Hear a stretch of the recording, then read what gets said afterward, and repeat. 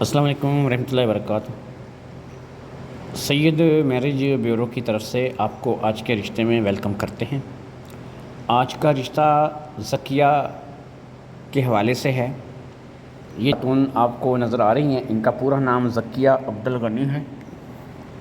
عبدالغنی جو ہے وہ ان کے والد صاحب کا نام ہے، کیونکہ آپ کو بتاتے چلیں کہ ان کی شادی ابھی تک نہیں ہوئی ہے۔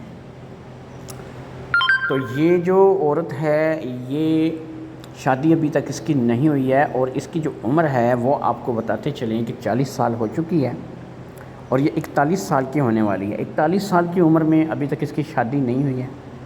شادی نہ ہونے کا ریزن آپ کو بتاتے چلیں، اس کا ایک آپریشن ہوا تھا، مطلب اس کے ایکسیڈنٹ ہوا تھا، تو ایکسیڈنٹ میں ایک آپریشن ہوا تھا جس میں ڈاکٹروں نے اس کا وہ سسٹم نکال دیا تھا جس میں انسان بچے پیدا کر سکتا ہے۔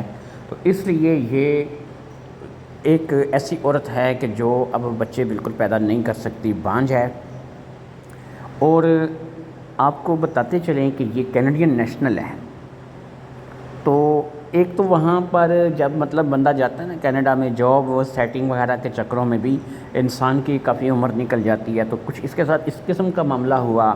دوسرا یہ بانجھ تھی، تو پھر اس کا اندر مر چکا تھا کہ بھئی میں بانجھ ہوں، میں شادی کر کے کیا کروں گی، تو اس لیے اس نے شادی نہیں کی۔ لیکن اب 40-41 سال کی عمر میں آ کے جب اس نے مطلب کہ دیکھا اپنے بہن بھائیوں کے ساتھ اس کے کچھ معاملات ایسے ہیں کہ جن میں، تو اس نے کہا کہ میں جو ہے وہ اپنی مطلب کہ شادی جو ہے اب مجھے کرنی چاہیے۔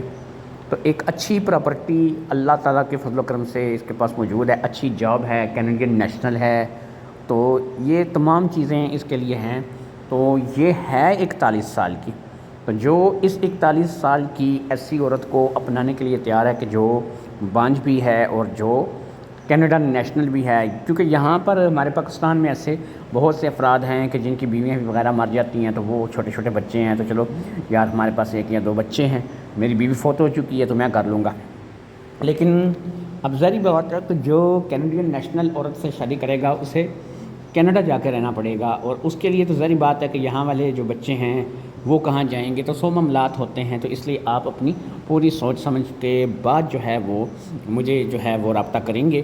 رابطہ کیسے کریں گے یہ آپ کو بتا دیتے ہیں جی، کہ آپ نے میرے واٹس ایپ نمبر پہ مجھے کال نہیں کرنی، مجھے میسج نہیں کرنا، مجھے میسج آپ نے کرنا ہے۔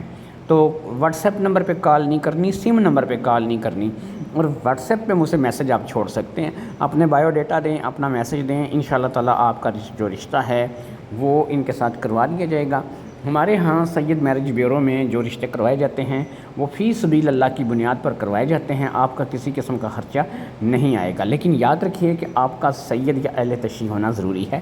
اس کے علاوہ ہم لوگ سنی دیوبندی، سنی وہابی یا سنی جو ہیں، اللہ آپ کا بھلا کرے، بریلوی، ان کے رشتے نہیں کرواتے، اور ہمارے پاس جو رشتے کروائے جاتے ہیں وہ صرف سید فیملی سے ہوتے ہیں یا پھر اہل تشیع فیملی سے ہوتے ہیں۔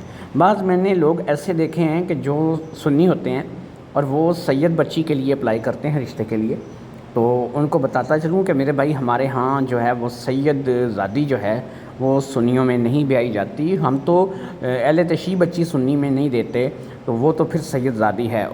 تو امید ہے آپ کو سمجھ آ گئی ہوگی۔ اللہ حافظ۔